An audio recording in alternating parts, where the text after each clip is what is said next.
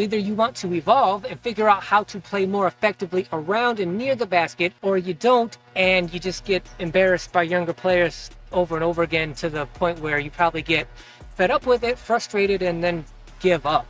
Now, I'm not saying that you have to change your game completely and only play around the basket. You just need to evolve your near basket playing to the point where you can still be a good, effective player on both offense and defense. It doesn't have to be the only part of your game, but it has to evolve to be effective enough so that you can still be a good, decent, effective player out here amongst the younger players. Secondly, when we're talking about playing towards your strengths, a strength that you have that younger players don't have, can't have, is your experience. Because there's a difference between skill and experience. Even the most hardcore, serious, studied younger players who study the game relentlessly, take it very seriously, are students of the game, they may be very well skilled, but because they're so young and you have 10 plus years of experience on them, their skill cannot replace your experience. With your experience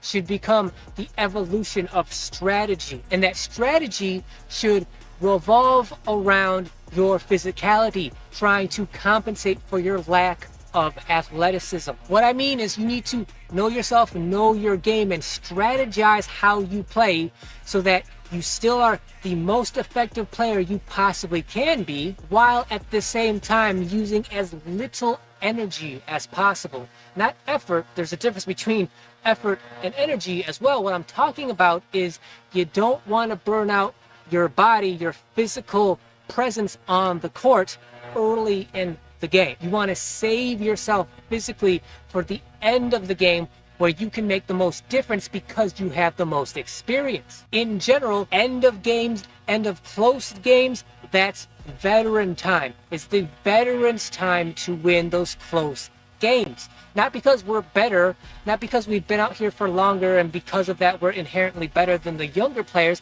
It's just because of our experience.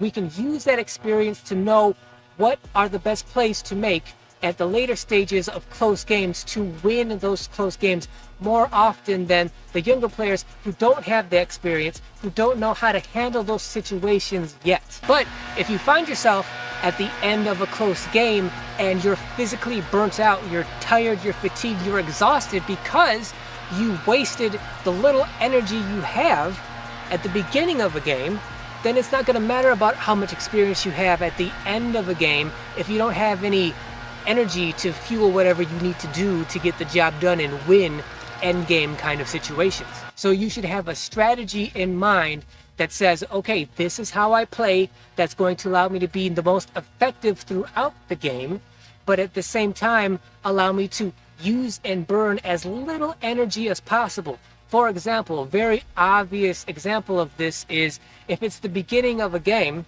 and there's a loose ball, you as the older player, you don't chase that loose ball. You don't run after it. I've been out here so many dozens of times with older players who they find themselves on the court with young players and they're self-conscious about being the older guy and they want to try to prove themselves to the younger players, that these strangers that don't know him.